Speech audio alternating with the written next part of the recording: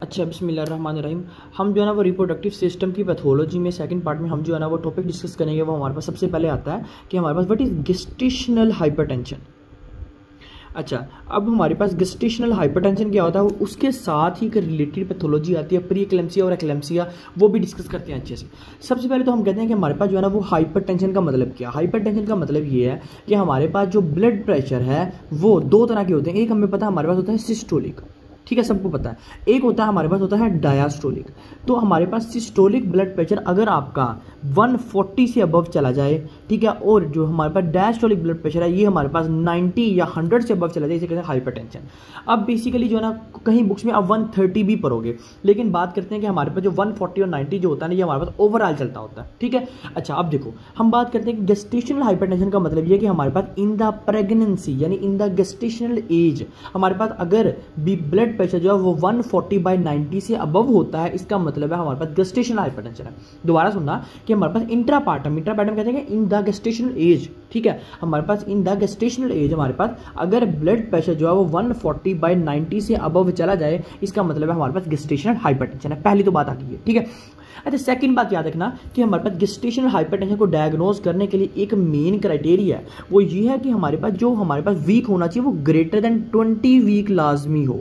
अगर 20 वीक से कम है तो फिर हम उसको गेस्टेशनल हाइपरटेंशन नहीं कहते, फिर हम उसको एक टर्म यूज करते हैं क्रोनिक हाइपरटेंशन, ठीक हो गया।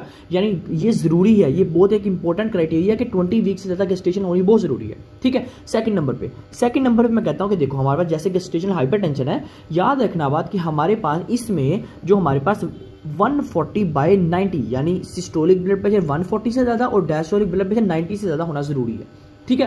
थर्ड नंबर पे इसका क्राइटेरिया ये है कि आपको यूरिन के अंदर कोई भी प्रोटीन नजर ना आए, यानी हमारे पास प्रोटीन यूरिया नहीं होना चाहिए, ठीक है। या हम कहते हैं कि हमारे पास लेस देन 300 मिलीग्राम पर डेसीलीटर प्रोटीन हो तो हम कहते हैं इट इज वैल्यूएबल, लेकिन 300 मिलीग्राम पर डेसीलीटर से ज्यादा प्रोटीन नहीं होनी चाहिए यूरिन के अंदर, ठीक हो गया। ये आगे बात। अच्छा, उसके बाद हमने कहा कि हमारे पास 20 वीक ऑफ गेस्टेशन की बात की, हमने कहा जो 140/90 हो सकता है, हमने कहा जो है ना वो प्रोटीन हो सकते हैं। साथ याद रखना कि इसको किसी किस्म के सीजरल अटैक, ठीक है, इसको किसी किस्म के जो है ना वो ब्रेन हेमरेजेस वगैरह कुछ भी नहीं होगा, ठीक है। और एक और बात बताऊं कि हमारे पास ये फोर्थ बात ये है कि ये जो है ना वो 12 वीक आफ्टर प्रेगनेंसी जिसे कहते हैं पोस्टपार्टम, ये जो है ना वो खुद ब खुद रिजोल्व भी होना जरूरी है। अगर रिजोल्व नहीं होता फिर भी गेस्टेशनल हाइपरटेंशन नहीं है। ये चार क्राइटेरिया जो है ना वो आपने डायग्नोस करनी है कि हमारे पास गेस्टेशनल हाइपरटेंशन है कि नहीं। सबसे पहली बात कि पहले तो बात है वो प्रेग्नेंट होनी चाहिए। सेकंड बात ये कि हमारे पास greater than 20 week of gestation हो। सेकंड नंबर पे उसका 140/90 से ज्यादा हो। थर्ड नंबर पे हम बात करते हैं कि protein urea less than 300 milligram हो। और फोर्थ नंबर पे हम कहते हैं कि जो है ना वो 12 वीक के अंदर अंदर आफ्टर प्रेगनेंसी यानी पोस्टपार्टम हमारे पास ये रिजोल्व करना बहुत जरूरी है, ठीक है। ये आप लोगों ने याद रखना है इसके अंदर। अब हम पढ़ते हैं कि हमारे पास जो है ना वो गेस्टेशनल हाइपरटेंशन होती कैसे है। देखो ना, नॉर्मली बॉडी में हाइपरटेंशन होती है, रास मैकेनिज्म एक्टिव हुआ, ठीक है, रेनिन मैकेनिज्म एक्टिव हुआ, हम कह सकते हैं, ठीक है, जिसकी वजह से हाइपरटेंशन होगी। लेकिन हम कहते हैं कि गेस्टेशनल हाइपरटेंशन क्यों होती है। मैं आपको ये बताऊं कि हमारे पास इन द प्रेगनेंसी हमें एक बात हमने पढ़ी है कि यूट्रस के अंदर ना हमारे पास होती है स्पाइरल आर्टरीज, जो कि हमारे पास ये जो है ना प्लेसेंटा, जो कि स्पाइरल आर्टरी है तो हमारे पास यहाँ फीटस होता है, ठीक है, ये होती है यूट्रस के अंदर स्पाइरल आर्टरी। अब बेसिकली हमारे पास होता है ये कि जब ये स्पाइरल आर्टरीज जो है ना ग्रेटर देन 20 वीक, जब हमारे पास फीटस का साइज भरने लग जाता है, जब फीटस का साइज भरने लग जाता है तो चांसेस ये होती हैं कि हमारे पास ये वाला जो हमारे पास फीटस होता है ये इस स्पाइरल आर्टरीज को सराउंड कर देता है, स्पाइरल आर्टरीज को सराउंड कर देता है, जिसे कहते हो एबनॉर्मल हो गई हैं। अब स्पाइरल आर्टरीज अब एबनॉर्मल हो गए, तो मैं कहता हूं कि हमारे पास स्पाइरल आर्टरीज एबनॉर्मली सराउंड।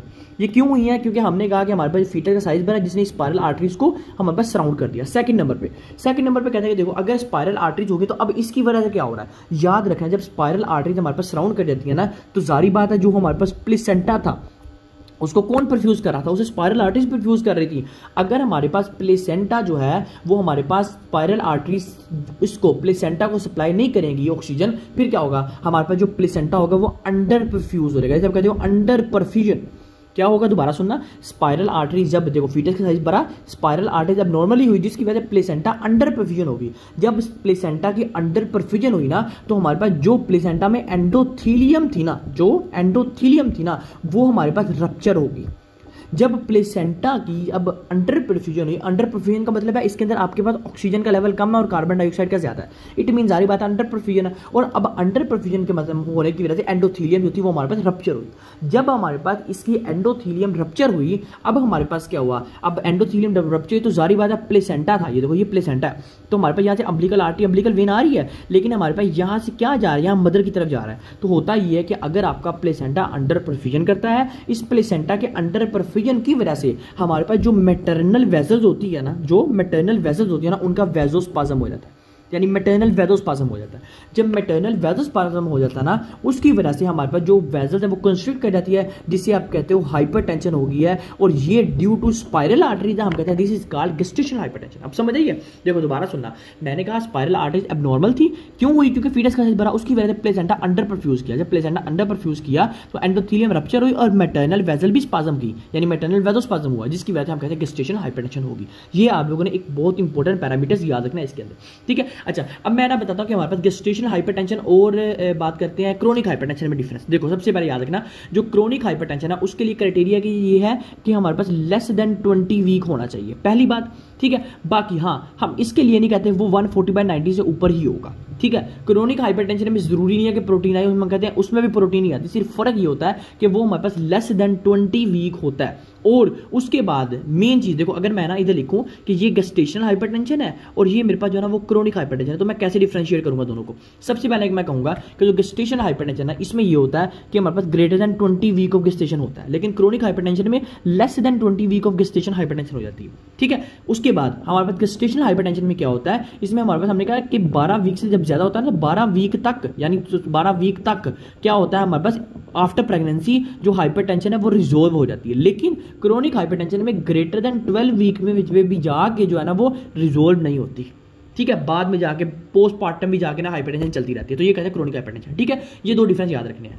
अच्छा, अब उसके बाद बताऊं कि देखो, अब याद रखना है कि आपने प्रेगनेंसी में कभी भी एस इनहिबिटर या एआरबीज नहीं देनी होती। उसकी रीजन ये होती है कि एंजियोडीमा हो जाता है, ठीक है। खैर वो बात जो है ना वो एक फार्मा की चली जाएगी, लेकिन बात करते हैं कि गेस्टेशनल हाइपरटेंशन में कौन कौन सी आप दे सकते हो। बात याद रखना इसके लिए बहुत इंपॉर्टेंट होता है अल्फा मिथाइल डोपा, ये एक बहुत ज़्यादा इंपॉर्टेंट ड्रग है, आप दे सकते हो, ठीक है। उसके बाद जो है ना वो हाइड्रोलाजीन भी दे सकते हो, उसके बाद निफिडीपिन भी दे सकते हो, कैल्शियम चैनल ब्लॉकर्स। तो ये आप लोगों ने जो है ना ये हम दे सकते हैं इन द गेस्टेशनल हाइपरटेंशन। अब चलते हैं हम सेकंड टॉपिक की तरफ। देखो गेस्टेशनल हाइपरटेंशन हो गया, क्रोनिक हाइपरटेंशन हो गया। अब हम चलते हैं सेकंड टॉपिक की तरफ, जो हमारे पास आता है बेसिकली क्या, प्री एक्लेम्पसिया और एक्लेम्पसिया क्या होता है। सबसे पहले हम करते हैं कि हमारे पास जो है ना वो प्री एक्लेम्पसिया क्या होता है।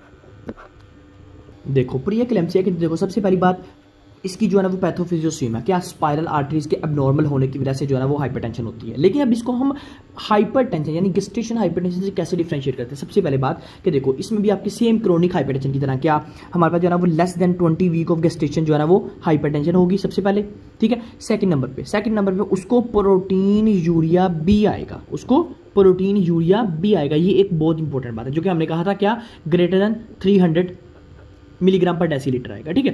थर्ड नंबर पे यानी हम बेसिकली कहते हैं कि थर्ड नंबर पे हम एक टेस्ट करते हैं जिसे आप कहते हो प्रोटीन ओवर कैराटिनिन। याद रखना इधर प्रोटीन ओवर कैराटिनिन को जो रेशियो है वो आपके पास ग्रेटर देन 0.3 आनी चाहिए।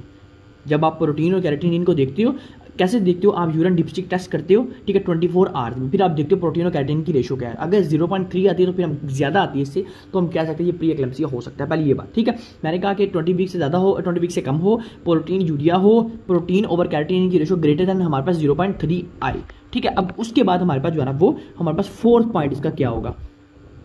जो फोर्थ नंबर पे बात याद रखनी है ना, वो हमारे पास आते हैं बेसिकली कुछ रिस्क फैक्टर्स। क्या देखो, हो सकता है कि उस पेशेंट को जो है ना वो सीकेडी हो, ठीक है, हो सकता है उसको क्रोनिक हाइपरटेंशन हुआ हो और उसकी वजह से प्री एक्लेम्पसिया हो गया। यानी प्री एक्लेम्पसिया क्यों हमने कहा, क्योंकि यहाँ प्रोटीन यूरिया भी मिल रहा है, ठीक है। अच्छा, उसको हो सकता है इसको जो है ना वो मल्टी गेस्टेशन हो। मल्टी गेस्टेशन का मतलब है प्रेगनेंसीज बहुत ज़्यादा हुई हो, ठीक हो गया। हो सकता है उसको कोई जो है ना वो पैथोलॉजिकल मसला हो बॉडी में। ये बात याद रखना, ये था हमारे पास प्री एक्लेम्पसिया का।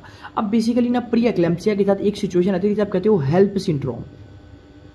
अच्छा, अब हेल्प सिंड्रोम का मतलब क्या, एच से आता है हमारे पास basically haemolytic anaemia. Haemolytic anaemia का मतलब है जारी बात है ब्लड का काउंट कम होगा, ठीक हो गया। उसके बाद हमारे पास EL से क्या आता है, हमारे पास हम इसे कहते हैं एलिवेटेड लिवर एंजाइम। अब लिवर एंजाइम कौन से हमारे पास होते हैं, AST होता है, ठीक है। उसके बाद हमारे पास जो है ना वो ALT होता है, ये हमारे पास लिवर एंजाइम होता है, तो ये एलिवेट मिलते होते हैं, ठीक हो गया। ठीक है, एलानिन ट्रांसफर होता है, एस्पार्टेट ट्रांसफर होता है। अच्छा, उसके बाद P से क्या, P से हम कहते हैं लो प्लेटलेट काउंट, कितना को याद रखना, लेस देन 1 लाख, ठीक है। हमारे पास जो है ना वो काउंट कम मिलेगा। नॉर्मली काउंट क्या होता है, नॉर्मली 175 से 2 तकरीबन 3 तक होता है, ठीक है, वैसे वेरी करता होता है, लेकिन नॉर्मली जो होता है ना वो 1,75,000 से लेके हमारे पास जो है ना वो तकरीबन 2,40,000 या 3 लाख तक चलता है, ठीक है, इसका काउंट। अच्छा, ये बात ही हमारे पास हेल्प सिंड्रोम की। तो हेल्प सिंड्रोम में बेसिकली, और ये बेसिकली देखो एक पेशेंट आता है, याद रखना, देखो एक पेशेंट आता है, वो कहता है उसकी ना less than 20 week of gestation में हाइपरटेंशन हुई है। उसके बाद प्रोटीन ओवर कैरेटिन की रेशियो ग्रेटर देन 0.3 आ रही है।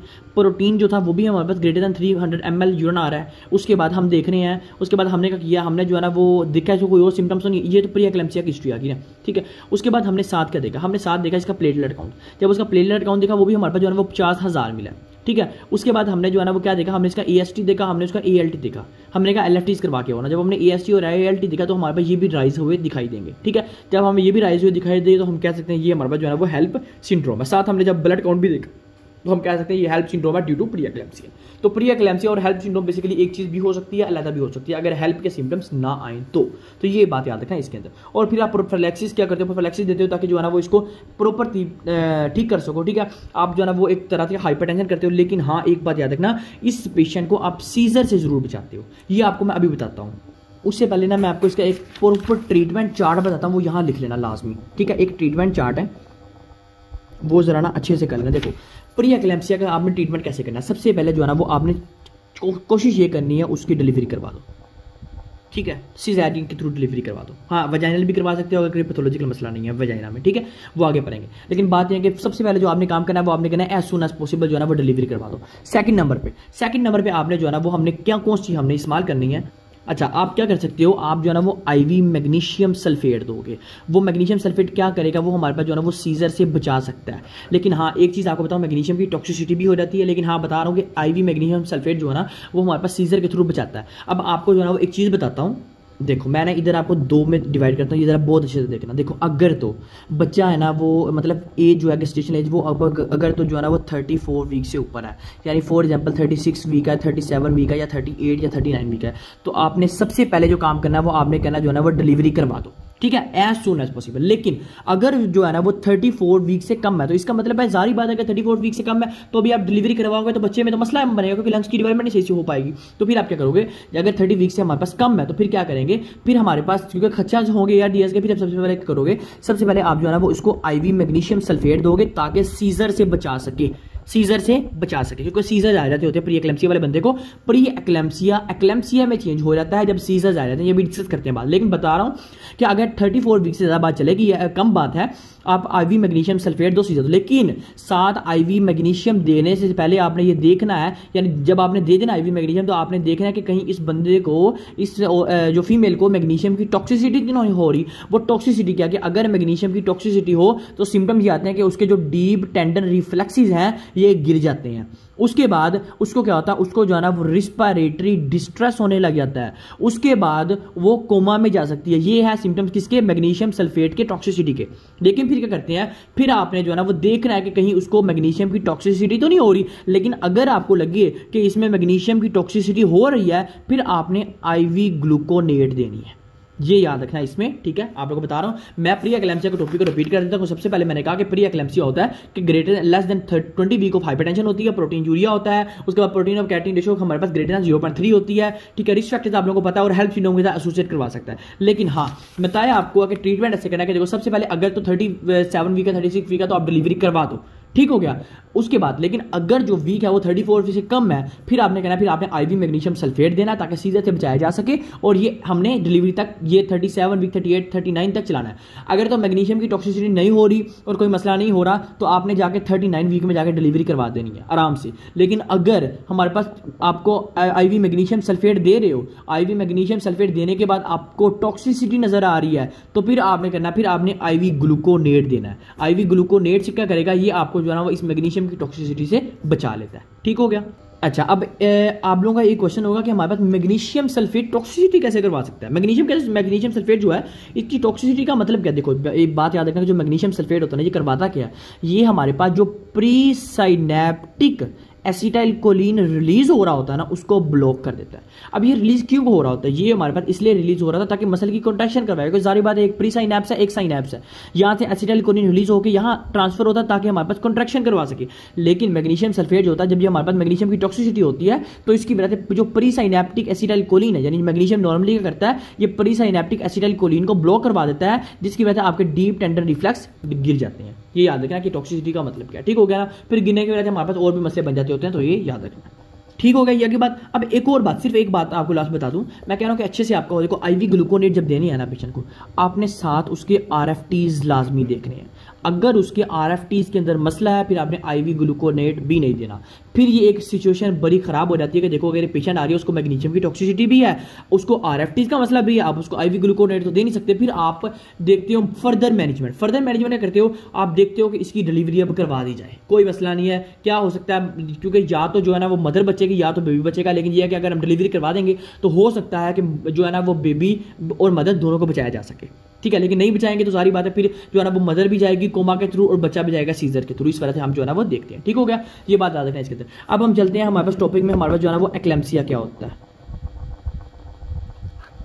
अच्छा, एक्लेम्सिया में बेसिकली याद रखना बातें हाइपरटेंशन है, सेम पैथोफिजियो है, लेकिन याद रखना इसके अंदर हम सीजर्स को डिस्कस करते हैं कि हमारे पास फीमेल आती है सीजर के साथ, तो ये बड़ी क्रिटिकल सिचुएशन होती है। देखो मैं कहता हूं कि एक पेशेंट आई है, उसको जो है ना वो प्री एक्लेम्सिया के सिम्टम्स थे, pre eclampsia plus HELLP syndrome हो सकता है या खाली प्री एक्लेम्सिया हो सकता है। उसके साथ उसको जो है ना वो सीजर्स आ रहे हैं, हम कहेंगे ये डायग्नोज है एक्लेम्सिया की, क्योंकि एक्लेम्सिया के अंदर सीजर्स और प्री एक्लेम्सिया आता है दोनों। ठीक हो गया। अब बात याद रखनी है कि देखो ये तो आ गया, क्यों हो सकता है इसको कोई स्ट्रोक हुआ हो सकता है उसको जो है ना वो हमारे पास प्री एक्लेम्सिया को ट्रीट ना किया गया हो और उसकी वजह से सीजर्स हो गए। अब क्या करोगे फिर आप, अब इसका ट्रीटमेंट एक ही है कि आपने सीजर्स को बचाने के लिए आप IV मैग्नीशियम सल्फेट दोगे, और जारी बात है अगर IV मैग्नीशियम सल्फेट नहीं दी जा सकेगी, इसकी टॉक्सिसिटी हो जाएगी, फिर आप उसके लिए IV ग्लूकोनेट दोगे।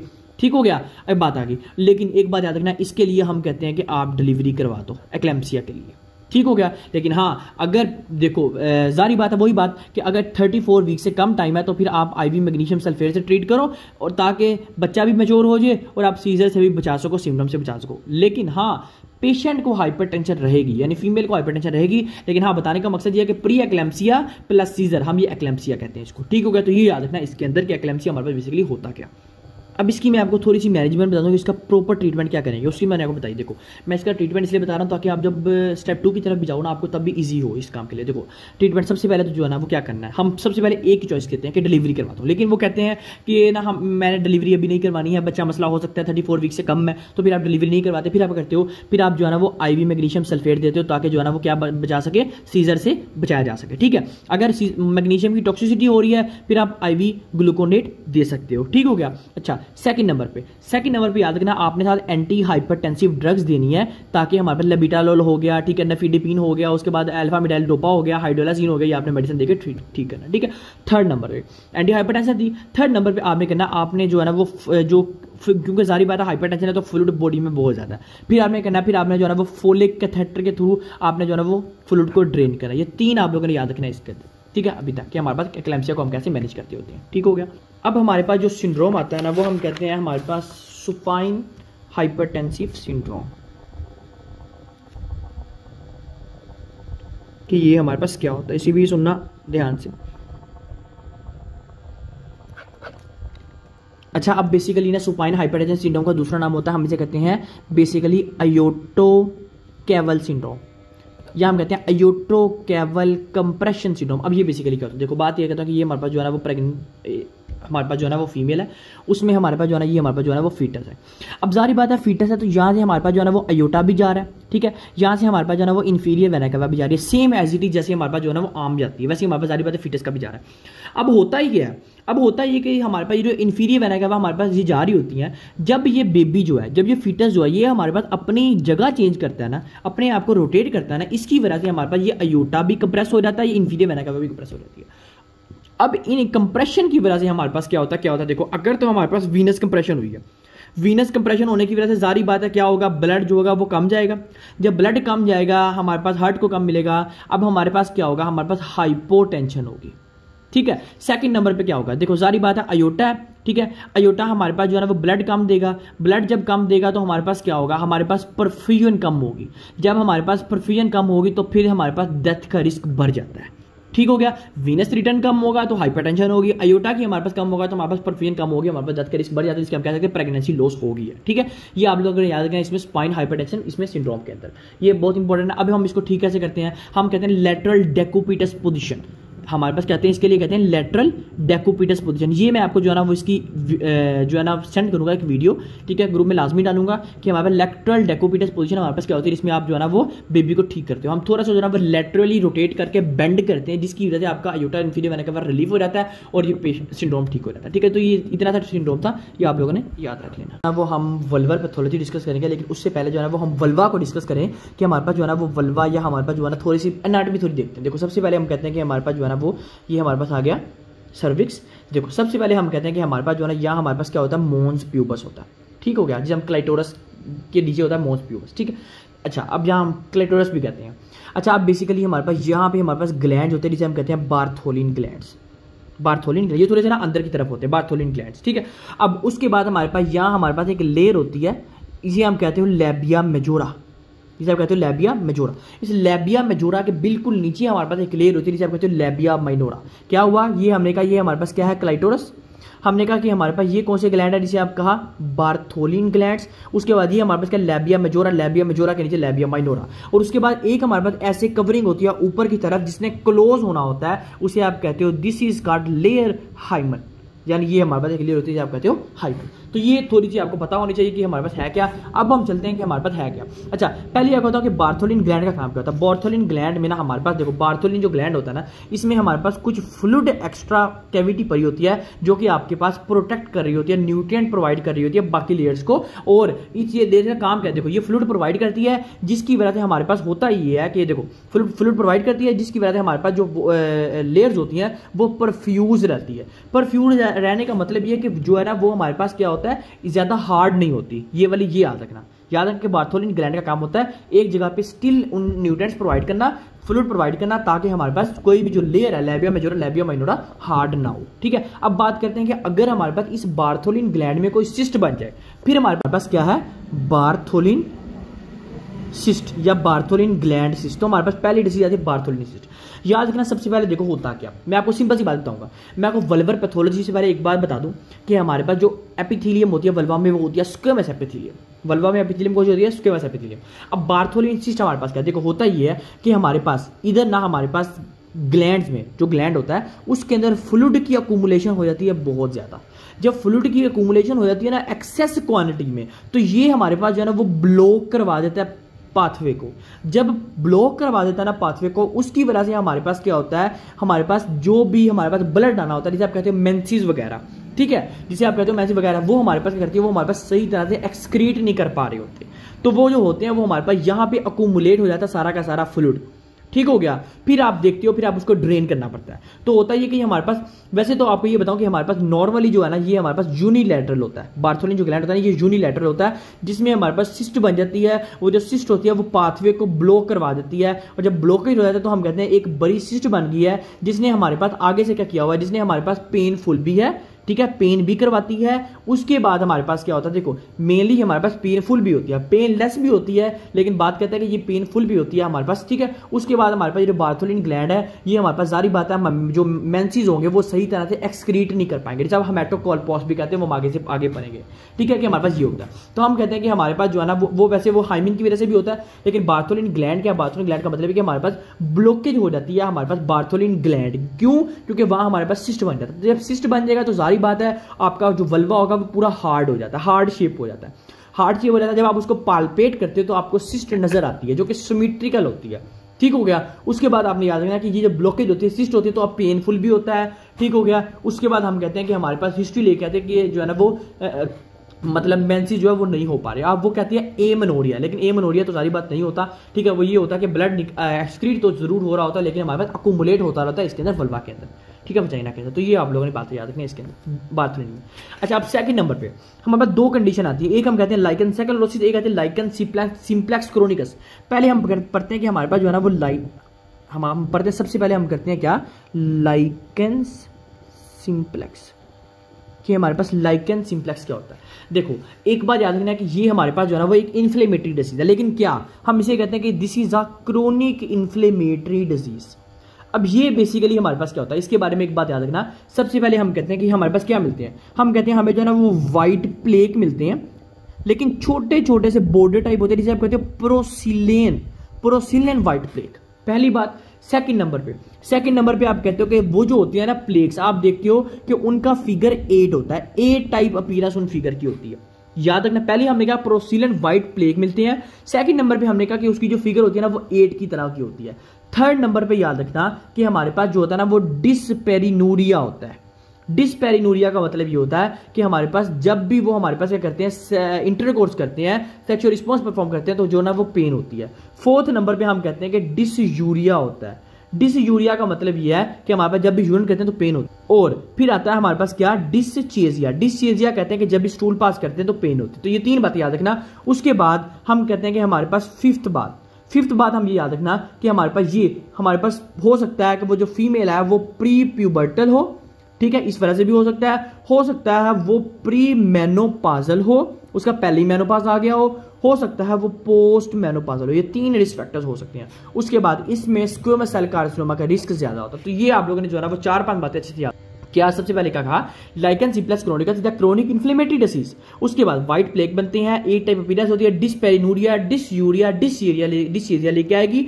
उसके बाद हो सकता है प्री प्यूबर्टल हो, प्री मेनोपाजल हो। उसके बाद हमारे पास क्या है, हमारे पास प्री प्यूबर्टल हो, प्री मेनोपाजल हो और पोस्ट मेनोपाजल हो। तो आप लोगों ने ये 3 बातें हिस्ट्री लेनी है, और ये आपके पास स्क्वेमस सेल कार्सिनोमा के रिस्क में बढ़ाता है। तो ये था हमारे पास क्या, लाइकन सिंप्लेक्स। मैंने आपको ये आसान कर दिया पॉइंट व्यू के लिहाज से। आप लोगों ने ऐसे ही एज इट इज जो है ना वो याद कर लेना, और आपको डायग्नोज इजीली क्लियर होगा, ठीक है। उसके बाद हमारे पास थर्ड आता है, हम कहते हैं लाइकन सिंप्लेक्स क्रोनिकस।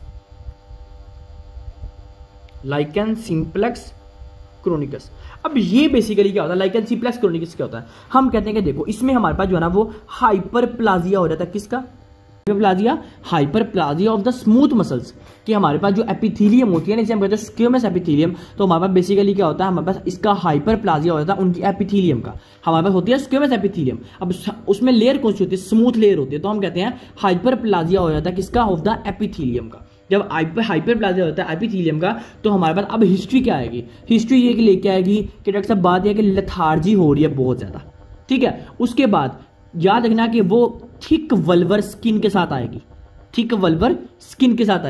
उसके बाद याद रखना कि क्या कहेगी कि जब भी रैश करती है ना, रैश के साथ यानी जब रब करती है ना, जब रब करती है ना, तो रबिंग के साथ जो है ना वो रैश अकुमुलेट हो जाते हैं, रैश बनने लग जाते हैं। तो 3 बातें याद रखना कि लेथार्जी के साथ आएगी, उसके बाद थिक वल्वर स्किन होगी, और साथ जो है ना रैशेस होंगे जब भी रब करें, ठीक है। तो ये 3 बातें याद रखना इसमें, और इसमें कोई स्क्वेमस सेल कार्सिनोमा का रिस्क नहीं होता जो कि लाइकन सिंप्लेक्स के अंदर होता है। लेकिन हाँ एक बात आपको बता दूं, जब भी लाइकन का वर्ड यूज है, व्हाइट प्लेक को लाजमी ज़हन में लाना कि ये एक व्हाइटिश कलर ऑफ पीनस है। तो मैंने आपको 2 बातें बताई कि एक था लाइकन सिंप्लेक्स, एक है लाइकन सिंप्लेक्स क्रोनिकस, ठीक हो गया। लाइकन सिंप्लेक्स क्रोनिकस में क्या है कि हाइपरप्लाजिया हो रहा था एपिथेलियम का, ठीक है। उसके बाद हमारे पास क्या लेथार्जी होती है, उसके बाद थिक वल्वर स्किन होता है, और जब भी रब करते हैं तो रैश आता है। तो हमारे पास क्या स्क्वेमस सेल कार्सिनोमा का यहाँ कोई रिस्क नहीं होता, ठीक है। अच्छा, उसके बाद हम चलते हैं, ये हमारे पास था जो हमारे पास वल्वर थे ना, उसकी हमारे पास कुछ एब्नॉर्मैलिटीज खत्म हुई हैं जो कि हमारे पास नॉन न्यू प्लास्टिक थी।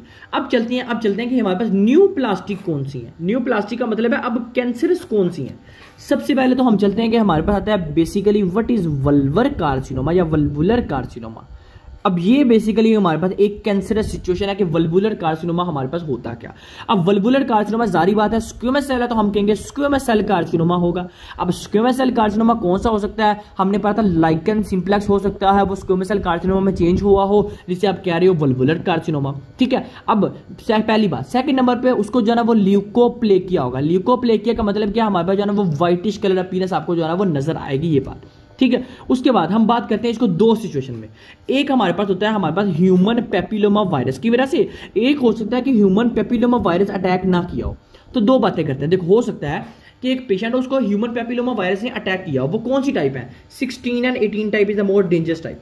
तो हम कह सकते हैं हो सकता है उसको 16 और 18 type of human papilloma virus ने अटैक किया हो, जिसकी वजह से उसको वल्वुलर कार्सिनोमा हुआ हो। तो फिर हमें कैसे पता लगेगा कि हमारे पास जो है ना वो वल्वुलर कार्सिनोमा की हिस्ट्री है। तो हम कह सकते हैं कि हो सकता है उसका रिस्क फैक्टर में क्या, उसका रिस्क फैक्टर हो मल्टीपल पार्टनर्स। आपने पूछना कि आप मल्टीपल पार्टनर्स तो नहीं थे, तो मल्टीपल पार्टनर्स की हिस्ट्री हो सकती है इंटरकोर्स के साथ, ठीक है। सेकंड नंबर पे हो सकता है कि हमारे पास जो है ना वो अर्ली कोइटार्ची हो।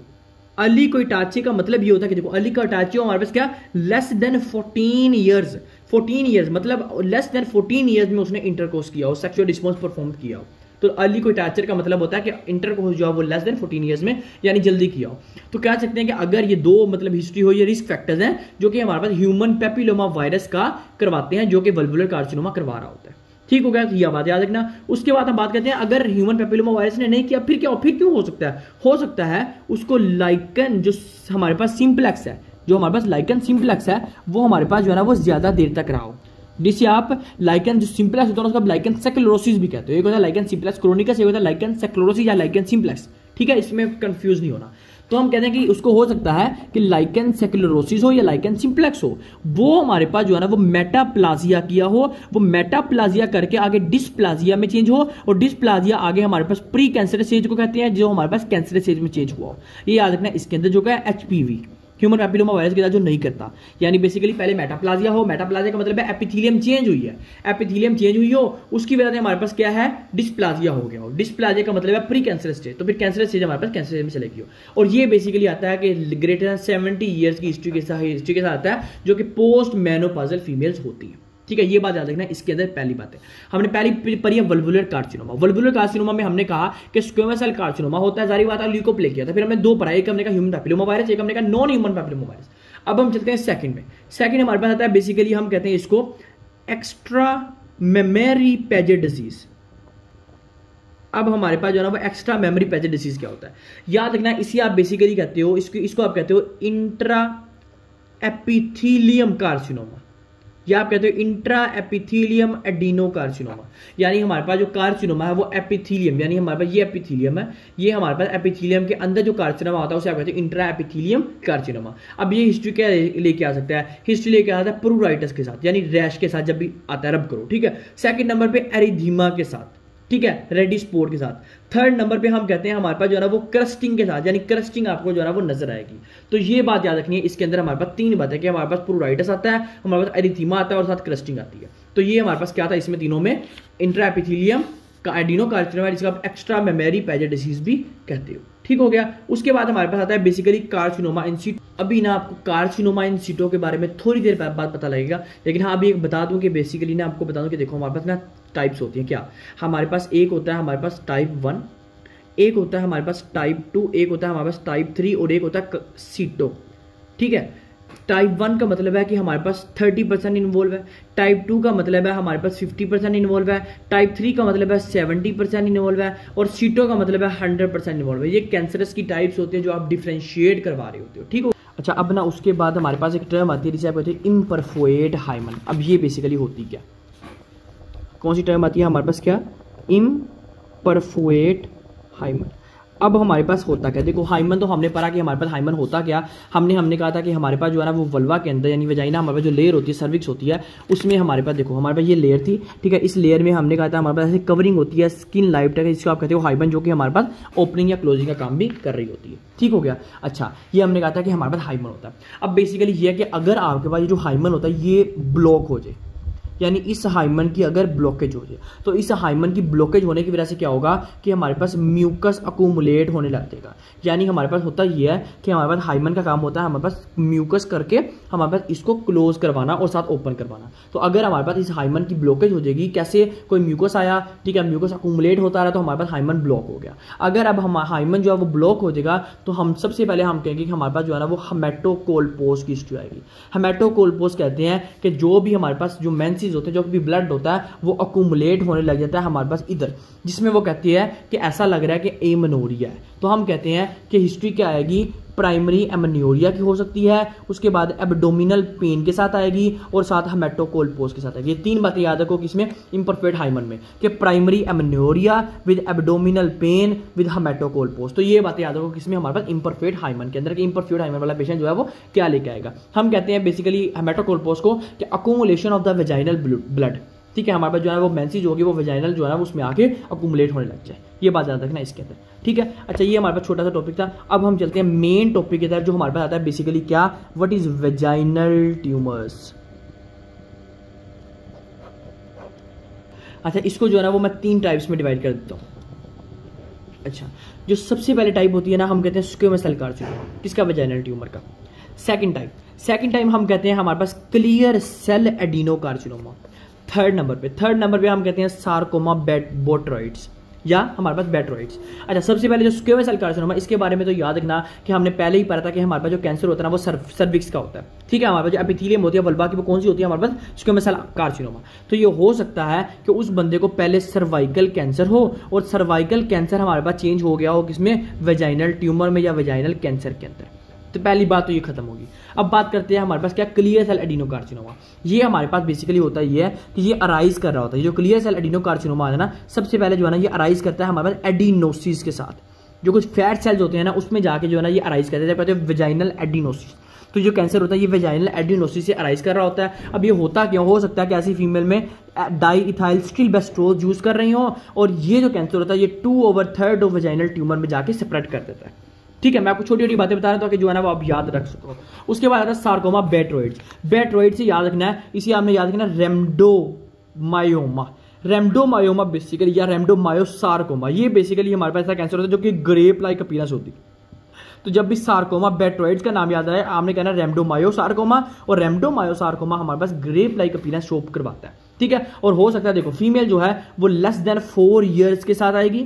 ठीक है, बच्ची है। ठीक है, उसके बाद उसमें आपको क्या मिलेगा, उसमें हमारे पास जो है ना वो डेस्मिन पॉजिटिव मिलेगा जब आप बायोमार्कर चेक करोगे। उसके बाद हिस्ट्री क्या लेके आएगी, कि क्लियर ग्रेप लाइक स्ट्रक्चर्स हैं। क्या हिस्ट्री लेके आएगी, क्लियर ग्रेप लाइक हमारे पास स्ट्रक्चर्स हैं। उसके बाद हमारे पास क्या लेके आएगी, पोलीपोइड मैस है, यानी हमारे पास पोलिप्स हैं हमारे पास उसमें, किसमें, वेजाइना के अंदर। यानी हिस्ट्री लेके आएगी कि डॉक्टर साहब बात ये है कि वेजाइना में ना मुझे हार्ट टाइप अपीयरेंस नजर आ रही है। तो जब आप हिस्टोलॉजिकल देखोगे ना तो वहां आपको जो है ना वो पोलिप्स नजर आएंगे।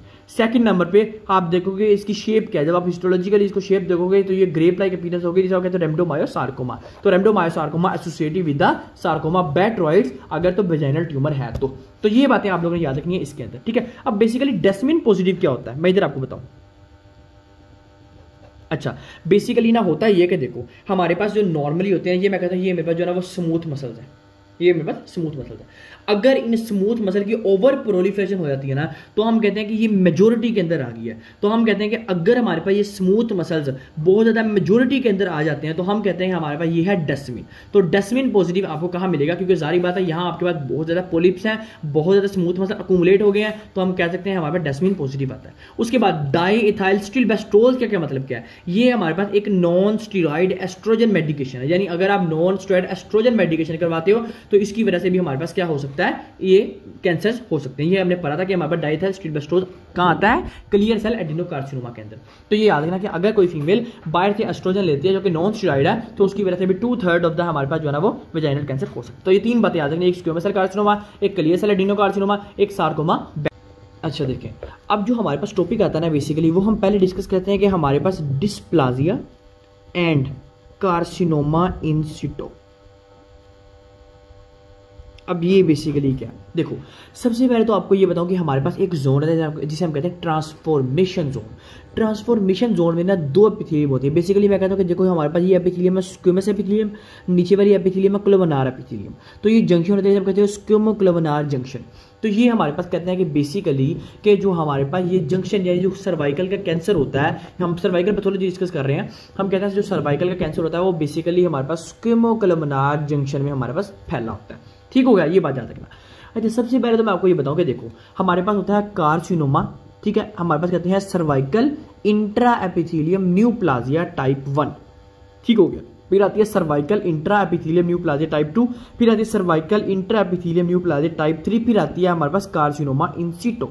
ये 4 टाइप्स आती हैं। देखो होता ये कि बेसिकली हमारे पास ये वाली जो टाइप होती है वही बात कि हमारे पास इसमें सिर्फ और सिर्फ एक एपिथेलियम, देखो फॉर एग्जाम्पल मैं कहता हूँ कि ये मेरे पास सर्विक्स है, ठीक है, और मेरे पास सिर्फ और सिर्फ जो बेजल लेयर होती है ना वो इन्वॉल्व होती है, जिसे हम कहते हैं कार्सिनोमा हमारे पास सर्वाइकल इंट्रा एपिथेलियम न्यूप्लाजिया टाइप 1, और 2 के अंदर हमारे पास जो है ना वो हमारे पास लेयर डबल हो जाती है, जिसे हम कहते हैं सर्वाइकल इंट्रा एपिथेलियम 2। फिर हमारे पास 3 के अंदर हमारे पास और लेयर डबल हो जाती है। फिर कार्सिनोमा इन सीटो के अंदर हमारे पास ऑल लेयर्स ऑफ हमारे पास सर्विक्स इन्वॉल्व हो जाती है, जिसे हम कहते हैं कार्सिनोमा इन सीटो। तो ये हमारे पास कार्सिनोमा इन सीटो की बेसिकली डेफिनेशन थी। अब हम बात करते हैं कि हमारे पास होता क्या। देखो होता ये कि हमारे पास ना बेसिकली 2 होते हैं। एक होता है, देखो ह्यूमन जो पेपिलोमा वायरस होता है ना 2 तरह के होते हैं। एक हमारे पास होता है 16, एक होता है ह्यूमन पेपिलोमा वायरस 18। अब ये दोनों के दोनों वायरस बड़े डेंजरस है जो हमने पीछे डिस्कस किए हैं। अब बेसिकली जो 16 होता है ना ये करता क्या है, इसमें एक जीन होती है हमारे पास E6 जीन। अब ये E6 जीन को स्टिमुलेट करवा के हमारे क्या करता है, ये P57 को म्यूटेंट करवा देता है। अब ये बेसिकली क्या है, देखो होता है ये कि हम ये हमारे पास जो ना वो E6 है, हमारे पास जो E16 का होता है ना ह्यूमन पेपिलोमा वायरस, ये वायरस E6 जीन को रिलीज करता है जो कि हमारी बॉडी में P57 प्रोटीन को जाके म्यूटेंट कर देता है, जिसने आगे से क्या करना होता है, जिसने आगे से हमारे पास जो है ना वो मैच्योरेशन करवानी होती है और आगे ग्रोथ करवानी होती है, ठीक है, डीएनए की P57 क्या है, सॉरी P53 जीन को, ठीक हो गया। अच्छा उसके बाद हमारे पास जो ह्यूमन पेपिलोमा वायरस 18 होता है ना, ये हमारे पास कौन क्या चीज रिलीज करता है, ये करता है E7 हमारे पास जीन को रिलीज करता है, जो कि हमारे पास रेटिनोब्लास्टोमा जीन को जाके इनहिबिट कर देता है, जिसकी वजह से हमारे पास होता है कि हमारी बॉडी में आगे साइकिल नहीं चलता। जो हमारे पास होता है ना C1 C2 साइकिल, हमारे पास S फेज, ये हमारे पास जो फेज होते हैं ये नहीं चल पाते, ठीक है, क्योंकि जब म्यूटेंट है। तो ये बात याद रखना, जो 16 होता है ये E6 जीन को रिलीज करता है जो कि आगे P53 को म्यूटेंट करता है, और जो हमारे पास जो E7 होता है वो रेटिनोब्लास्टोमा जीन को जाके म्यूटेट कर देता है। अब बात करते हैं हमें कैसे पता लगेगा कि हमारे पास कैंसर है, तो हम पैप स्मीयर करवाते हैं। ये बहुत एक इंपॉर्टेंट क्वेश्चन पूछा जाता है कि हमारे पास सर्वाइकल पैथोलॉजी में जब हमें कैंसर डिटेक्ट होता है हमें कैसे पता लगेगा कैंसर डिटेक्ट हुआ है, हमें पैप स्मीयर के थ्रू पता लगेगा कि ये हमारे पास either it is a carcinoma in situ, either it is हमारे पास cervical intra epithelium type 1 type 2 और टाइप 3, ठीक हो गया। अब हम बात करते हैं रिस्क फैक्टर्स का। देख लो हो सकता है मल्टीपल हमारे पास क्या हो, सेक्सुअल पार्टनर्स हो, मल्टीपल सेक्सुअल पार्टनर्स हो, सबसे पहली बात। सेकंड नंबर पे हो सकता है स्मोकिंग की हिस्ट्री हो। अब ये स्मोकिंग की हिस्ट्री क्या मतलब, देखो हमारे पास कार्सिनोजन रिलीज करते हैं और कार्सिनोजन जाके हमारी एपिथेलियम को डैमेज करवाते हैं, जिसकी वजह से डिस्प्लाजिया होता है और कैंसर होता है, ठीक है। थर्ड नंबर पे हमारे पास क्या, अर्ली कोइटार्ची कि जो है ना वो हमारे पास इंटरकोर्स जो है वो पहले परफॉर्म किया गया है। फोर्थ नंबर पे हम कहते हैं हमारे पास DES एक्सपोजर, ठीक है, डाइथाइल स्टिलबेस्टोज एक्सपोजर, जिसे हमने कहा था कि हमारे पास एक नॉन स्टेरॉइड एस्ट्रोजन है, ठीक है। पांचवें नंबर पे हो सकता है कि इम्यूनो कंप्रोमाइज हो, ठीक है, उसमें इम्यूनिटी का थोड़ा सा मसला हो। तो बात याद रखना हमारे पास ये एक होता है इम्यूनो कंपिटेंट, एक होता है इम्यूनो कंप्रोमाइज, वो बात करेंगे हमारे पास इम्यूनोलॉजी में, लेकिन इधर याद रखो कि हमारी इम्यूनिटी का मसला बन जाता होता है। तो ये हमारे पास कुछ ऐसी चीजें जिसमें हमारे पास रिस्क फैक्टर्स, जिसमें हमें पता लगेगा कि हमारे पास क्यों ये कैंसर डिवेल्प हो सकता है और ये रीजन क्या है। जारी बात है आपको पता लगेगा कैंसर है, फिर आप देखोगे कि इसमें से रीजन कौन सी है, फिर आप उस चीज को ठीक करोगे, ठीक हो गया। तो ये हमारे पास था, इसमें याद रखना। उसके बाद आपको ये बता दूं कि हमारे पास ये जो कैंसर होता है ये स्टार्ट बेजल लेयर से होता है, जैसे मैंने आपको बताया ये स्टार्ट बेजल लेयर से होता है, लेकिन फैलता फैलता कार्सिनोमा इन सीटो यानी पूरे के पूरे बॉडी में फैल जाता होता है, ठीक हो गया। सेकंड नंबर पहले हमने कहा कार्सिनोमा इन सीटो, हमारे पास डिस्प्लाजिया एंड कार्सिनोमा इन सीटो। सेकंड नंबर पे हम चलते हैं कि हमारे पास जो है ना वो इनवेजिव कार्सिनोमा क्या होता है। देखो इनवेजिव कार्सिनोमा का मतलब है ये जो कैंसर है ना ये आगे भी फैल रहा है। फॉर एग्जांपल मैं कहता हूं कि एक एपिथेलियम का कैंसर है, ये एपिथेलियम में जो कैंसर है ना ये आगे वाले को भी ट्रांसफर करेगा, ये एपिथेलियम का जो कैंसर है ये इस वाले को भी ट्रांसफर करेगा, और ये एपिथेलियम का जो कैंसर है इस वाले को भी ट्रांसफर करेगा। इसे कहते हैं इनवेजिव पाथवे, ठीक है। अब ये बेसिकली जो है ना वो स्क्वेमस सेल कार्सिनोमा कहलाता है, पहली बात, ठीक है। सेकंड नंबर पे हम इसे कहते हैं कि हमारे पास ये जो डायग्नोज होती है ना वो कैसे पता लगेगा, हम इसके लिए कोलोनोस्कोपी करते हैं या बायोप्सी करते हैं। आप पैप स्मीयर नहीं करते, आप कोलोनोस्कोपी करवाते हो या बायोप्सी करवाते हो, ठीक होगा, ये बात याद रखना। और ये पेशेंट ज्यादातर रेनल फेलियर के साथ आते होते हैं कि इनका जो है ना वो किडनी का फेल है, ठीक हो गया ना, इसके किडनी का फेल है, हाइड्रोनेफ्रॉन्स के साथ किडनी के अंदर पानी है, पानी जो है फेल है, उसकी वजह से हमारे पास ये आ सकते हैं इन्वेजिव कार्सिनोमा वाले, ठीक है। तो ये हमने दो बातें पढ़ी है कि हमारे पास डिस्प्लाजिया कार्सिनोमा इन सीटो, सेकंड नंबर पे हमने कहा इन्वेजिव कार्सिनोमा। जो आपको बातें बता रहा हूँ वो जरूर याद रखना। अच्छा एक और बात आपको बता दूं, मैं भूल गया बताना कि जो डिस्प्लाजिया कार्सिनोमा इन सीटो वाला बंदा होता है ना इसमें आपको रिंकल्ड राइजोनाइड अपीयरेंस नजर आती होती है, ठीक है, कि हमारे पास जो हिस्टोपैथोलॉजिकल फीचर होता है उसमें आपको जो है ना वो छोटे छोटे से ट्यूब लाइक स्ट्रक्चर नजर आती हैं जिसमें आपको दरमियान में कैंसर डिपॉजिट हुआ दिखाई दे रहा होता है, ठीक है, रिंकल्ड राइजोनाइड, ये याद रखना है इसके अंदर। अब हम चलते हैं, हमारे पास बेसिकली कुछ और आती हैं जो कि बहुत इंपॉर्टेंट है। सबसे पहले हम कहते हैं हमारे पास प्राइमरी ओवेरियन इनसफिशिएंसी, कि प्राइमरी का मतलब है कि ओवेरियन के अंदर मसला है, और मसला क्यों बना गया है। देखो हो सकता है कि हम कहते हैं, हम इसका दूसरा नाम कहते हैं हमारे पास premature ovarian failure, premature ovarian failure भी हम इसे कहते हैं, प्राइमरी ओवेरियन फेलियर को दूसरा नाम को। अब बात करते हैं क्या हो सकता है उसको टर्नर सिंड्रोम हो, जो हमने चीज डिस्कस की थी, ठीक है, जिसमें हमने कहा था हमारे पास XO होता है, ठीक हो गया। अच्छा, टर्नर सिंड्रोम हो सकता है उसको जो है वो फ्रेजाइल एक्स सिंड्रोम हो, ठीक है ना, उसको एक्स सिंड्रोम का मसला हो सकता है उसकी जो है ना वो ऑटो इम्यूनिटी ने जाके ये काम किया हो। तो ये बातें याद रखना जरूरी है कि हमारे पास इसकी वजह से क्या प्री मैच्योर ओवेरियन फेलियर क्या होता है। बेसिकली देखो, जो ओवरीज हैं वो ओवरीज फेल हो जाती हैं और वो फॉलिकल सही तरह से बना नहीं पा रही होती, ठीक हो गया ना। फिर हम क्या करते हैं, फिर हमें पता कैसे चलता है, फिर हम इसके लिए कैरियोटाइप करवाते हैं, हम जाके कैरियोटाइप करवाते हैं, जिसकी वजह से हमें जीन्स की स्टडी करवाते हैं, जिसमें हमें पता लगता है कि हमारे पास ओवरी जो है ना वो फेलियर है। ओवरी फेलियर कैसी है, देखो हम कैरियोटाइप करवाते हैं, हो अगर तो XO आता है इसका मतलब उसमें टर्नर सिंड्रोम है, अगर डबल X या ट्रिपल X है तो फ्रेजाइल एक्स सिंड्रोम है, अगर ऑटो इम्यूनिटी है तो हमें पता लग गया। तो हम ऐसी इसलिए जो ना वो कैरियोटाइप स्क्रीनिंग करवाते हैं, ठीक है। अब बात करते हैं कि हिस्ट्री, देखो वो बात करते हैं कि हमारे पास प्रेजेंट हिस्ट्री क्या लेके आता है। देखो कहता है कि देखो हो सकता है उसको जो ना वो जो मेनोपाज है ना वो 40 की एज में आ जाए, मेनोपाज जो है ना वो 40 की एज में आ जाए। अब मेनोपाज देखो, फॉर एग्जांपल देखो अभी जो है ना वो प्यूबर्टी हुई है, अभी प्यूबर्टी स्टार्ट हुई है और अभी मेनोपाज आ रहा था, लेकिन मेनोपाज 40 साल से पहले तक आना चाहिए इस केस के अंदर, ठीक है। सेकंड नंबर पे हम कैसे डायग्नोज करते हैं, हम जो है ना वो एस्ट्रोजन का लेवल देखते हैं, एस्ट्रोजन जो है वो कम होगा, और जारी बात है अगर एस्ट्रोजन कम होगा तो FSH और LH तो ज़्यादा मिलेंगे। तो हम इस तरह से हम जो है ना वो डायग्नोज कर देते हैं कि हमारे पास it is a primary ovarian insufficiency, ठीक होगा। ये हमारे पास ये टॉपिक। अब हम चलते हैं हमारे पास और टॉपिक में कि हमारे पास जो है ना वो फंक्शनल हाइपोथैलेमिक एमन्योरिया क्या होता है। ये ज़रा देखना, ये वाला टॉपिक जो है ना वो काफ़ी इंपॉर्टेंट है। फंक्शनल हाइपोथैलेमिक एमन्योरिया मतलब हमारे पास जो है ना वो मसला क्यों बना हो रहा हो इसके बारे में, फंक्शनल हाइपोथैलेमिक एमन्योरिया में। सबसे पहले तो देखो हम कहते हैं इसका दूसरा नाम क्या है, इसका दूसरा नाम है हमारे पास एक्सरसाइज इंड्यूस्ड एमन्योरिया। अब ये जो फीमेल होती है ना, इनकी मजे की बात ये सोचती हैं कि हम जो है ना वो मोटी हो रही हैं, उसकी वजह से वो एक्सरसाइज बहुत करती हैं और अपना खाना बहुत कम कर देते हैं, जिसकी वजह से इसे हम कहते हैं एक्सरसाइज इंड्यूस्ड एमन्योरिया या हम कहते हैं फंक्शनल हाइपोथैलेमिक एमन्योरिया। अब होता ये कि हम वो उनको डर होता है, हम इसके लिए एक वर्ड यूज करते हैं फियर ऑफ इंक्रीजिंग वेट, यानी उनको जो है ना वो वेट इंक्रीज करने का बहुत ज़्यादा डर होता है, जिसकी वजह से वो खाना पीना कम कर देती है। जब खाना पीना कम कर देती है तो हमारे पास एक हार्मोन होता है, स्टार्टिंग हार्मोन से हम कहते हैं लेप्टिन हार्मोन। तो लेप्टिन हार्मोन जो है ना वो इसमें हमारे पास फीमेल्स में हमें कम मिलता होता है, ठीक हो गया ना, क्योंकि लेप्टिन हार्मोन कहाँ प्रोड्यूस हो रहा होता है, एडिपोज टिश्यू में प्रोड्यूस हो रहा होता है। और ये काम क्या करता है, ये काम ये करता है कि हमारे पास हमें बताता है कि यार अब आपने बहुत खा लिया, बस करो, ठीक हो गया ना। तो लेप्टिन हार्मोन हमारा एडिपोज टिश्यू में हमारे पास प्रोड्यूस हो रहा है।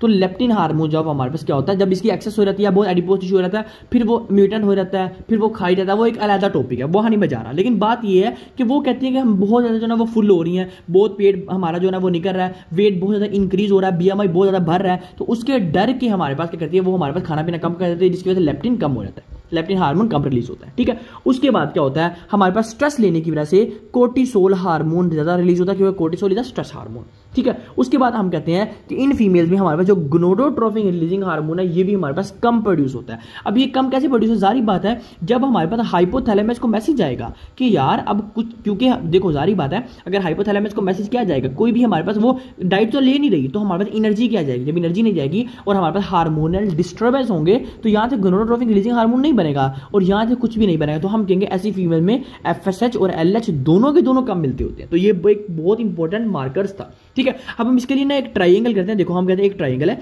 क्या बात कहते हैं ना कि वो जो है वो कैलोरीज को कम इंटेक कर रही है, पहली बात। सेकंड नंबर पे हो सकता है, अच्छा कैलोरीज इंटेक कर रही है, सेकंड नंबर पे याद रखना उनकी जो बोन की मिनरल डेंसिटी होगी ना वो भी आपको कम मिलेगी। उसके बाद याद रखना उनका मेंस्ट्रुअल डिस्टर्बेंस भी होगा। क्यों होगा, सारी बात है हार्मोनल डिस्टर्बेंस है तो मेंस्ट्रुअल डिस्टर्बेंस होगा, कैलोरी कम इंटेक करेगी, बोन डेंसिटी कम होगी और मेंस्ट्रुअल डिस्टर्बेंस होगा। ये हमारे पास फंक्शनल हाइपोथैलेमिक एमन्योरिया, ये एक बहुत इंपॉर्टेंट हमारे पास USMLE के पॉइंट ऑफ व्यू के लिए पूछा जाता है क्वेश्चन कि क्या है, कि वो कहता है कि एक फीमेल है वो जो है ना वो क्या है, वो पहले जो है ना वो केक वगैरह खा लेती थी, पहले डाइट अच्छी थी, लेकिन उसने क्या किया, उसको था उसका जो है ना वो वेट बढ़ रहा है, उसने उसकी वजह से खाना छोड़ दिया, डर की वजह से, उस डर की वजह से किसी ने कहा उसने खाना छोड़ दिया, या जब खाना छोड़ा तो अब उसके हार्मोनल हमारे पास क्या मैनेजमेंट आएगी। तो हार्मोनल मैनेजमेंट ये होगी कि ये पहले तो हमें पता लगाना चाहिए कि हमारे पास केस क्या है, तो हम कहते हैं ये फंक्शन हाइपोथैलेमिक एमन्योरिया। फिर हम उसकी वजह से क्या कहेंगे, हम कहेंगे लेप्टिन कम है, कोर्टिसोल कम है, एफएसएच कम है, एलएच कम है। या वो ये आपको लैब रिपोर्ट्स दे देगा, आपने बताना कि हमारे पास ये फंक्शन हाइपोथैलेमिक एमन्योरिया है, एक्सरसाइज हाइपोथैलेमिक एमन्योरिया या एक्सरसाइज इंड्यूस एमन्योरिया। तो ये आप लोगों ने इस तरह डायग्नोस करना है फंक्शन हाइपोथैलेमिक एमन्योरिया को। मैंने ये आपको बताया कि ये एक बहुत ही इंपॉर्टेंट पूछा जाता है क्वेश्चन इसके मामले में, इसलिए मैंने आपको ये चीज़ बताई डिटेल से। ठीक हो गया, ये याद रखना अच्छे से। अच्छा, अब ना एक बहुत इंपॉर्टेंट पूछा जाता है क्वेश्चन, ठीक है, वो पीकोस के बारे में। और आपने देखा होगा बहुत ज़्यादा जो है ना वो डॉक्टर्स डायग्नोस भी पीकोस करते हैं। हाँ, आपको ये भी बता दूं कि उन्हें जो है ना वो सही तरह से पता नहीं लगता, ठीक है। वो क्या करते हैं, वो देखते हैं हार्मोन्स को, वो हार्मोन्स को भी खैर नहीं देखते, वो देखते हैं कि जो है ना वो मेंसेस नहीं आ रही, ठीक है, अल्ट्रासाउंड में आपको सिस्ट नजर आ रही है, वो कहते हैं ये पीकोस है, ठीक है। अब हम जरा पीकोस को अच्छे से पढ़ते हैं कि पीकोस होता क्या। पहली बात कहते हैं पॉलीसिस्टिक ओवेरियन सिंड्रोम। तो आप लोगों को पीकोस के बारे में डायग्नोस सही करना जरूरी नहीं है। हाँ ठीक है, पीकोस जो है वो 60 to 70% हो रहा है आजकल, ठीक है, बहुत ज्यादा केस है, लेकिन कभी भी ये नहीं कह सकते कि हर फीमेल कोई पीकोस है, कोई भी पीकोस कभी नहीं निकालते होते, ठीक है। अच्छा, अब हम पढ़ते हैं जरा पीकोस के हमारे पास होता क्या। पहली बात देखो, पीकोस का मतलब है ये मेरे पास ओवरीज, ठीक है, ओवरीज में ना हमारे पास मल्टीपल सिस्ट बन जाते हैं, जिसे हम कहते हैं पॉलीसिस्टिक ओवेरियन सिंड्रोम या डिजीज। तो इसके अंदर मल्टीपल सिस्ट बन जाती है जो कि आपके फॉलिकल्स को, जो कि आपके प्राइमोडियल फॉलिकल को या सिंपल फॉलिकल्स को, प्राइमरी फॉलिकल्स को मैच्योर नहीं होने देती। मैच्योर क्यों नहीं होने देते, क्योंकि यहां आके एस्ट्रोजन नहीं बन पाता। वो क्यों नहीं बन पाता, क्योंकि आपके पास सारे सिस्ट जो है वो ओवरीज में भर जाती हैं और आपके पाथवे को ब्लॉक कर देती है। अब समझ आई, यानी जो ओवरीज है वो सिस्ट बना देती हैं ओवरीज के अंदर, ठीक है। ये हम कहते हैं this is polycystic ovarian syndrome. सबसे पहले हम कहते हैं, देखो हमारे पास पीकोस में आपको ऐसे सारी समझ आएगी, सुनना ध्यान से। सबसे पहले जो है ना वो इसके अंदर इंसुलिन तो होती है, लेकिन पेशेंट इंसुलिन रेजिस्टेंट होता है, इंसुलिन निकल नहीं पा रही होती। इसका मतलब है इस पेशेंट को हमें जो है वो टाइप 2 डायबिटीज मेलाइटस हमें डायग्नोज होगी सबसे पहली बात। यानी जो पीकोस वाला पेशेंट होगी उसको सबसे पहले हम देखेंगे कि उसको शुगर होगी, उसका हाइपरग्लाइसीमिया होगा, ठीक है, शुगर होगी उसको। सेकंड नंबर पे आप देखोगे क्या, इसके अंदर अगर इंसुलिन रेजिस्टेंट है, इस इंसुलिन रेजिस्टेंट की वजह से एक बात बहुत इंपॉर्टेंट है, याद रखना, आपके पास एफएसएच भी ज्यादा बनता है, एलएच भी ज्यादा बनता है। हमारी हाइपोथैलेमस से एफएसएच और एलएच ज्यादा बनता है अगर इंसुलिन रेजिस्टेंट हो टाइप 2 डायबिटीज मेलाइटिस में। क्योंकि कि देखो क्यों बनता है, क्योंकि जारी बात है आपके हाइपोथैलेमस को ये लगता है कि बॉडी काम नहीं कर रही, तो वो क्या करती है, वो हमारे पास हार्मोन रिस्पॉन्स ज्यादा बनाते हैं, यानी एफएसएच और एलएच की क्वांटिटी ज्यादा बनती है, ठीक हो गया। उसके बाद हमारे पास जो है ना वो एंड्रोजन भी ज्यादा बनता है। हमारे पास क्या करता है, एड्रीनल ग्लैंड के अंदर से डीएचसी जो सेक्स हार्मोन है, एंड्रोजन जो है वो भी ज्यादा बनता है, ठीक है। इंसुलिन ज्यादा बना, लेकिन इंसुलिन रेजिस्टेंस डायबिटीज मेलाइटिस आया। अब उसकी वजह से हार्मोनल डिस्टर्बेंस होती है, एफएसएच और एलएच भी ज्यादा बनेगा और एंड्रोजन भी ज्यादा मिलेगा। जब एंड्रोजन भी ज्यादा बनेगा ना, अब देखो फॉलिकल स्टिमुलेटिंग हार्मोन बहुत ज्यादा है, एलएच बहुत ज्यादा है। अब इसकी वजह से हमारे पास मल्टीपल सिस्ट बन जाएंगी किसके अंदर, ओवरीज के अंदर। तो this is the multiple cystic criteria of the PCOS. ठीक हो गया कि हमारे पास मल्टीपल सिस्ट कैसे बनेगी, फॉलिकल जो है वो हमारे पास कैसे होगा।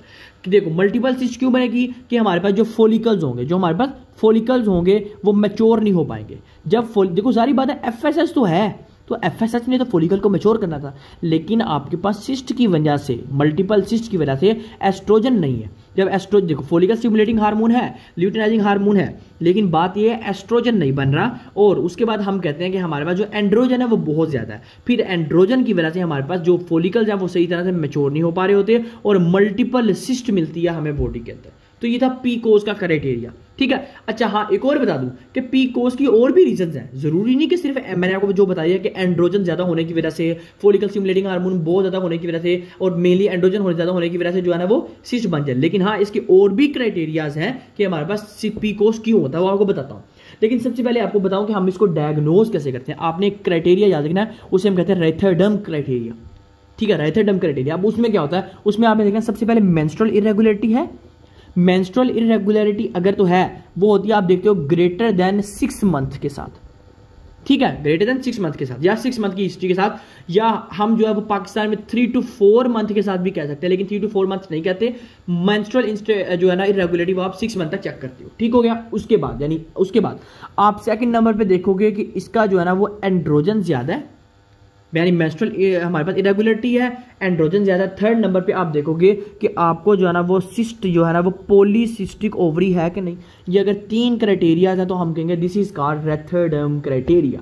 और अगर इन दो में से हमारे पास ग्रेटर देन 2 हो, यानी एक एंड्रोजन आपको मिल रहा है और आपको सिस्ट मिला है, तो आप डायग्नोज कर सकते हो कि ये पॉलीसिस्टिक ओवेरियन सिंड्रोम है, यानी ग्रेटर देन 2 मेजर क्राइटेरिया को करके। अच्छा, अब पेशेंट को और कैसे पता लगेगा कि देखो हमारे पास जो है ना वो और सिम्टम्स क्या आएंगे। एक तो वो ओबीज होगी, क्यों? क्योंकि टाइप 2 डायबिटीज मेलाइटिस की वजह से, मेटाबॉलिक सिंड्रोम की वजह से, ठीक हो गया, पहली बात। सेकंड नंबर पे ओबीस है, इसको जो है ना वो अकेंथोसिस नाइग्रिकेंस होंगे या अकेंथोसिस नाइग्रिकेंस होंगे, जिसको जैसे मर्जी प्रोनाउंस करो। अकेंथोसिस नाइग्रिकेंस होता है कि हमारे पास जो नेक होती है, नेक में हमारे पास ब्लैक की शेडो लंबे लंबे आपको दिखाई देते हैं, उसे कहते हैं अकेंथोसिस नाइग्रिकेंस। उसके बाद हम कहते हैं कि हमारे पास थर्ड नंबर पे देखो ओबीस थी, अकेंथोसिस नाइग्रिकेंस था। उसके बाद हम कहते हैं कि इसका रिस्क होता है कि इसका एंडोमेट्रियल कैंसर का रिस्क हो सकता है ज्यादा, क्योंकि जारी बात है हमारे पास हार्मोन्स हैं बहुत ज्यादा, लेकिन हमारे पास जो है ना वो सिस्ट बहुत ज्यादा बन रही है। लेकिन एक बात आपको बता दूं, अगर आपको पीकोस में भी सिस्ट मिले और सर्विक्स में भी सिस्ट मिले तो फिर आपने ये कहना है ये पीकोस नहीं है। यानी अगर आपको ओवरी में भी सिस्ट मिलती है और सर्विकल में भी सिस्ट मिलती है, फिर आपने फर्दर मैनेजमेंट करनी है कि हमारे पास इधर कौन सा कैंसर डेवलप हो गया। पीकोस कोई कैंसर नहीं है, लेकिन अगर सर्वाइकल के अंदर सिस्ट मिले तो आप कैंसर की तरफ इशारा दे सकते हो। इट इज ल्यूकोप्लेकिया, अरिथीमा, प्लूराइटिस वगैरह, ठीक है, जो हमने चीजें डिस्कस की, कोई भी हो सकता है, फर्दर मैनेजमेंट करके पता लगेगा। उसके बाद लेकिन आपको पीकोस के बारे में आपको बताया कि पीकोस हमारे पास क्या होता है, कि क्या हमारे पास कैसे हम देखते हैं, ठीक हो गया।